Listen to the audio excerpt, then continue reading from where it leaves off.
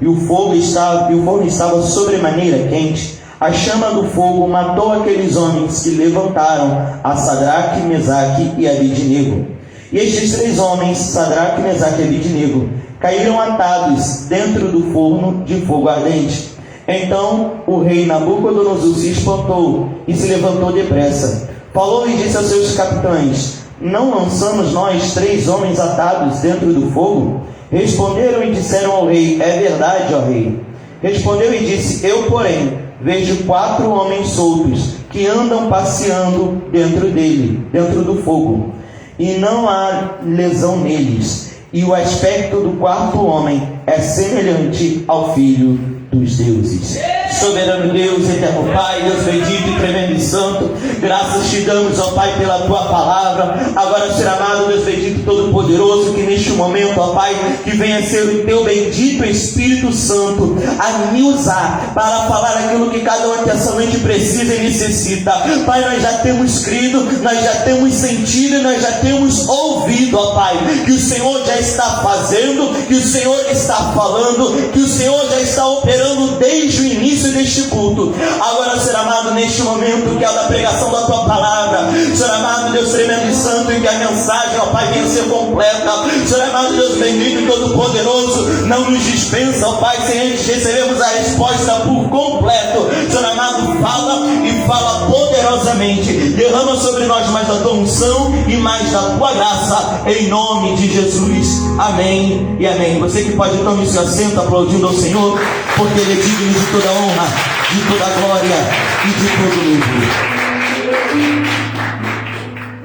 Irmãos, nós estamos aqui diante de uma das passagens mais conhecidas da história da Bíblia Sagrada.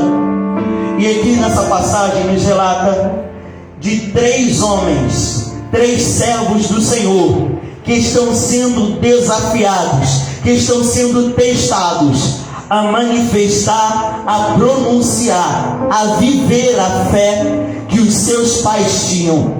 E essas não é a primeira vez que esses 3 homens estão sendo desafiados, porque a palavra de Deus mostra que esses 3 homens, eles chegaram na mesma comitiva ou na mesma caravana que Daniel, porque nós bem sabemos que quando o povo de Deus, ele é entregue nas mãos de Nabucodonosor, ele é entregue para a Babilônia, para passar o cativeiro de 70 anos, a palavra de Deus nos mostra que houve pelo menos 3 cercos em toda a nação de Judá. E nesses 3 cercos a Bíblia mostra que no primeiro cerco são levados os de nobreza, ou seja, os de sangue azul. São levados os mais inteligentes, são levados os líderes, são levados os cabeças, ou seja, nisso é levado os sumos sacerdotes, os sacerdotes que serviam, o levita mora, ou seja, é levado os cabeças, os grandões, é levado a liderança do povo.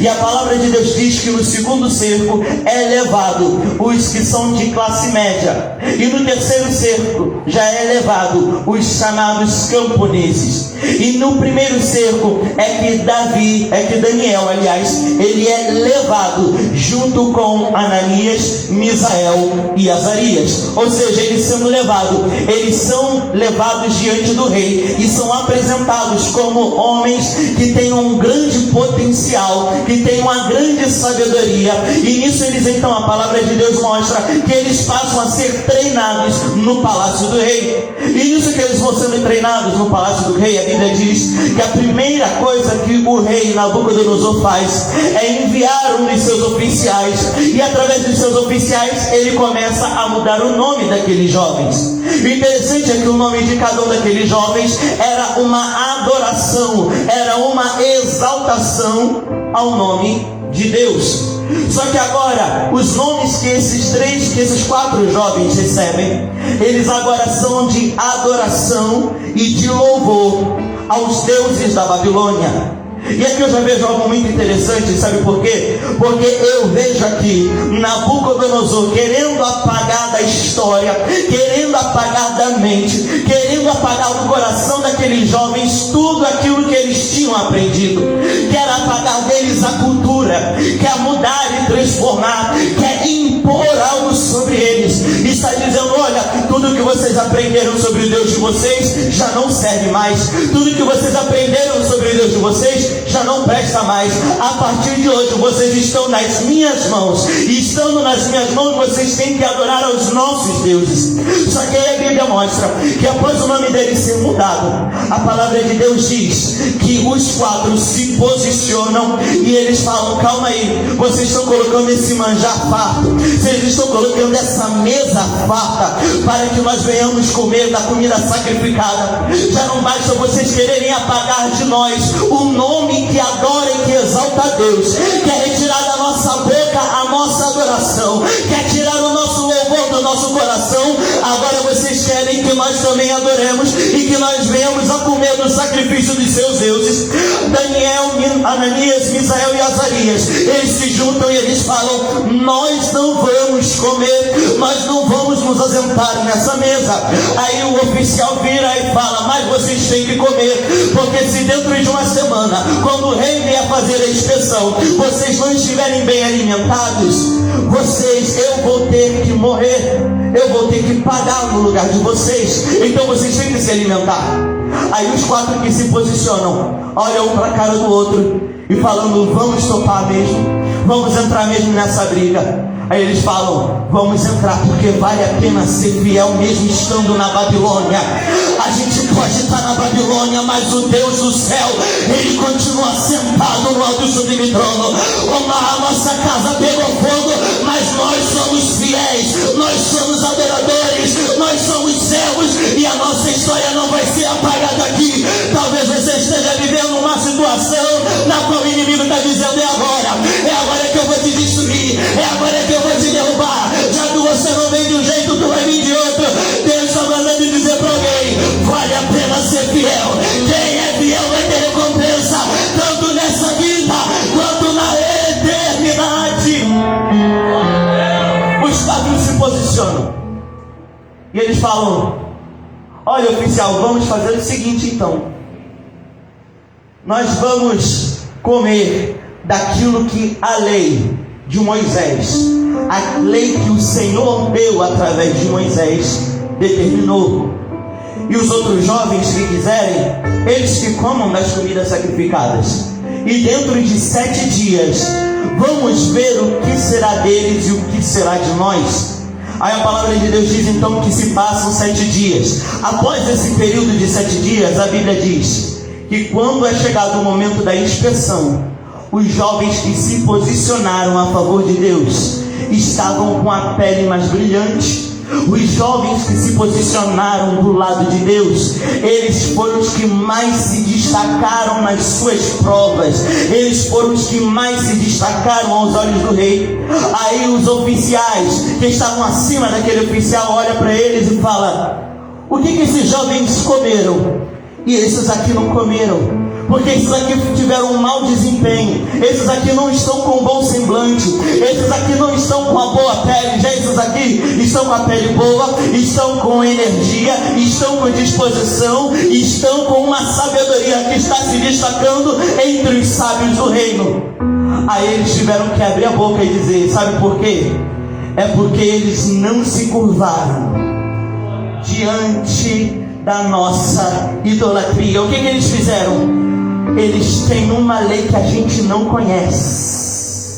E que lei é essa? É a lei de um tal de Moisés. E quem é esse tal Moisés? É um tal servo de um tal Jeová, que criou os céus e a terra. E o que aconteceu para eles estarem assim? É porque eles disseram: nós vamos ficar do lado do nosso Deus, e eles, se quiserem comer, que comam.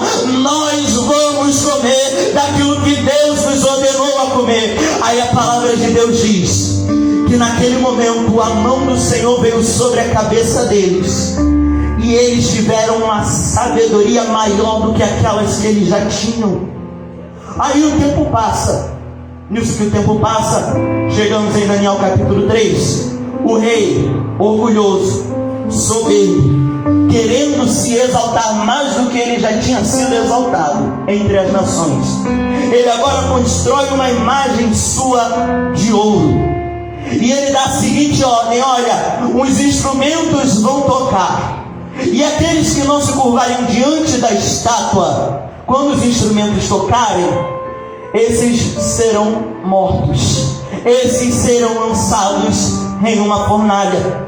Aí a Bíblia diz que acontece toda aquela cerimônia, eles tocam os instrumentos e está todo o povo se abaixando.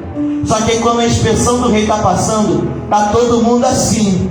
Mas eles, de repente, eles encontram 3 homens assim, e de braços dados e falando: eu não vou me dobrar. Aí eu imagino um virando pro outro e falando: eu não vou, você vai? Aí um fala: eu também não vou. E você, Abednego? Eu também não. Então vai nós 4. Se tiver que morrer, vai morrer nós 4. Mas nos dobrar nós não iremos. Diga pro rei que nós não iremos nos dobrar. Ainda que venha perseguição, ainda que venha ameaça de morte, ainda que venha sentença, nós não vamos nos dobrar. E a pergunta que não cala: por que nós estamos nos dobrando diante da luta? Nós estamos nos dobrando diante da dificuldade. Deus está dizendo: ei, quer ver a minha glória? Não se dobra. Quer ver livramento? Não se dobra. Quer ver milagre? Não se dobra. Não se vende, igreja.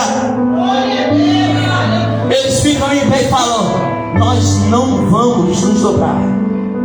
E por fim, chega então a notícia aos ouvidos do rei.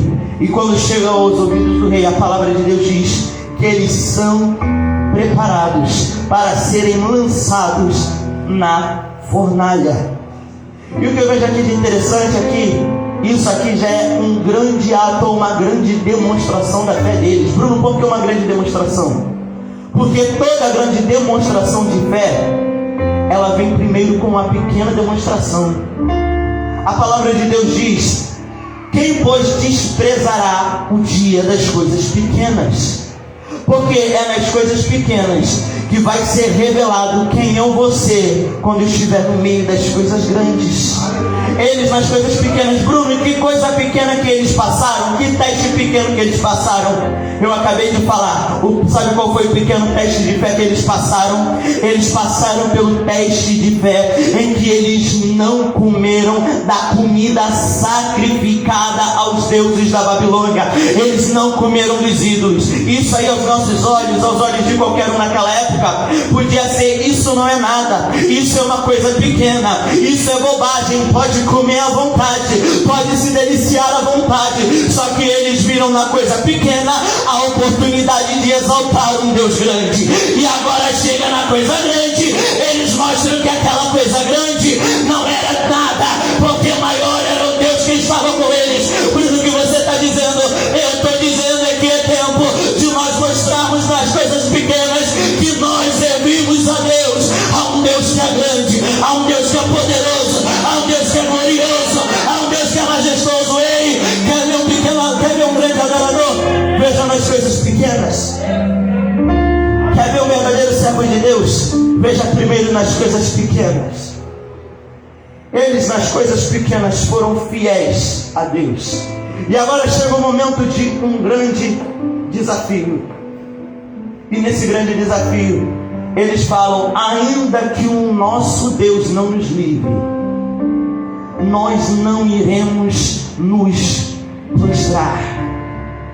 Aí a Bíblia diz, no versículo 21, onde nós lemos, fala o seguinte: que eles foram atados com as suas capas, os seus calções e os seus chapéus e as suas vestes. E nisso eles foram lançados dentro da fornalha. Segundo a tradição hebraica, a roupa que estes homens estão usando não é simplesmente roupas comuns. Segundo a tradição hebraica, eram roupas de culto, eram roupas de adoração. Sabe o que eles estavam dizendo? Eles estavam dizendo: ainda que para te servir, Jesus, eu tenha que chorar, te servirei, porque morrer por ti é bem melhor do que errar. E sabe o que eles estavam declarando? Eles estavam declarando: se for pra gente morrer, que seja pra morrer adorando. Se for pra gente morrer, que seja pra morrer louvando. Se for pra gente morrer, que seja pra morrer cultuando. Aí a pergunta que não cala: será que nós teríamos a mesma disposição no dia de hoje? A gente ainda teria coragem de dizer que o meu último suspiro seja adoração ao nome do Senhor, que o meu último suspiro seja adoração. Mas Para que isso aconteça, nós temos que mostrar primeiro a adoração nas coisas pequenas, mostrar compromisso com Deus nas coisas pequenas, mostrar compromissos com Deus, como por exemplo, comparecer aos cultos, comparecer na campanha, comparecer, estar presente nas coisas pequenas. É a pergunta que não cala: quando Deus ele está nos observando nas coisas pequenas, como é que Ele nos encontra? Ele nos encontra adorando, Ele nos encontra murmurando. Sabe o que acontece quando a gente murmura? Você está se prostrando diante da situação. Quando você olha para a situação e fala: ó céus, ó Deus, ó vida, ai de mim, você está se curvando diante da tua situação. Mas Deus te trouxe aqui para te dizer: para de se curvar diante dela e se curva diante de mim. Sabe por quê? Porque aquele que se curva diante de Deus fica de pé dentro da fornalha. Aquele que se cala, aquele que se curva diante de Deus fica de pé diante da fornalha. Sabe por que tem muita gente que não está conseguindo resistir à fornalha?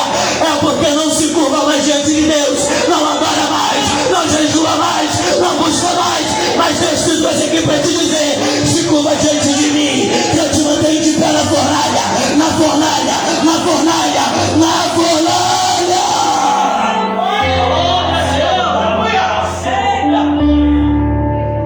Quem se curva diante de Deus fica de pé diante dos homens, fica de pé diante da fornalha, fica de pé diante da prova, fica de pé diante da luta.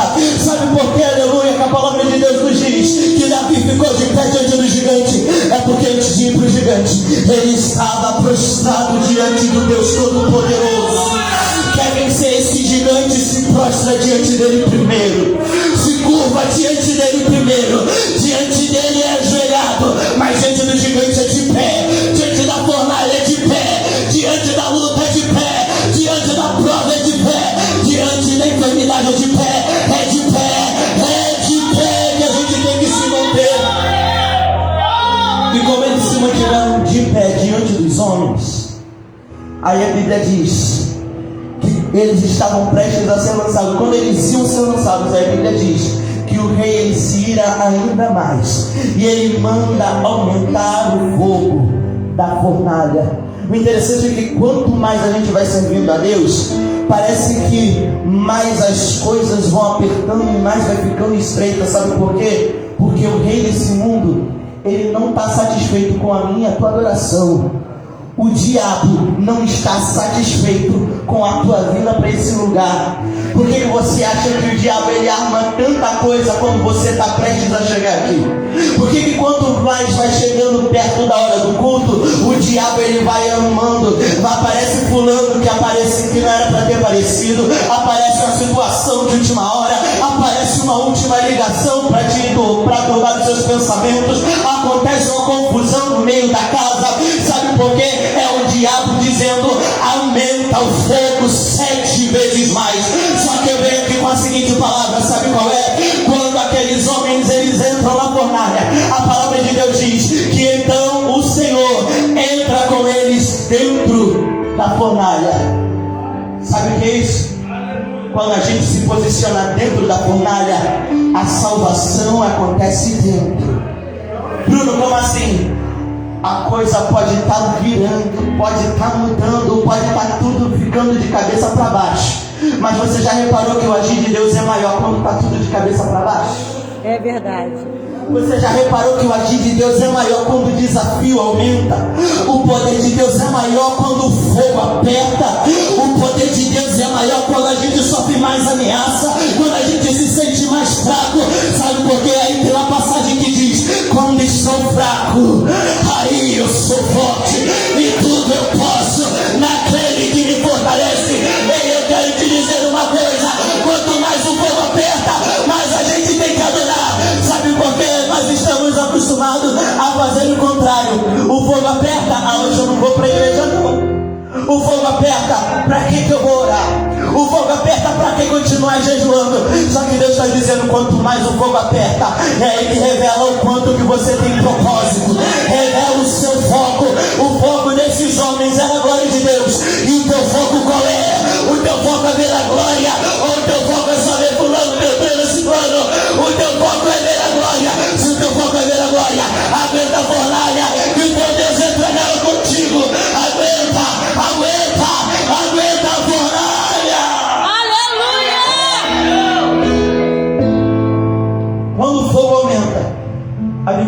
fogo é tão grande que os que estão carregando aqueles homens, só no calor da fornalha, os soldados que estão carregando eles morrem porque eles não aguentam o calor da fornalha.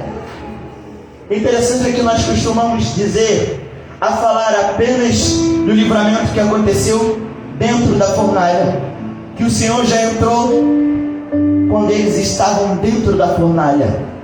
Só que aqui eu já vejo o Senhor entrando na fornalha antes deles entrarem. Bruno, como é que você vê isso? Porque a palavra de Deus diz porque a palavra do rei, veja só, porque a palavra do rei apertava e o forno estava sobremaneira quente, a chama do fogo matou os homens que levantaram a Sadraque, Mesaque e Abednego. Aqui eu já vejo o livramento começar antes deles entrarem na fornalha. Que é uma palavra de Deus para a tua vida. Antes de você entrar na fornalha, o livramento já está acontecendo e você não está nem percebendo. Você não entendeu? Eu vou repetir. Antes de você entrar na fornalha, Deus já tem um livramento preparado dentro da fornalha. Antes da situação apertar, Deus já tem um escape para essa tua luta. Antes da coisa ficar mais estreita, Deus já tem a solução para esse problema. E a pergunta que não cala: quem é que crê nessa palavra? Quem é que crê nessa palavra? Quem é que vai na palavra de Deus? Não tenha medo da fornalha. Antes de você entrar nela, Ele já tem um livramento preparado dentro dela. Quando eles entram, aí a palavra de Deus diz que o rei ele fica apreensivo. E ele começa a olhar e dizer: mas não somos 3? Por que eu estou vendo 4? Às vezes nós não entendemos por que nós estamos passando pela fornalha. Só que é necessário a gente passar pela fornalha, sabe por quê? Porque quem está à nossa volta precisa ver o milagre de Deus na tua vida.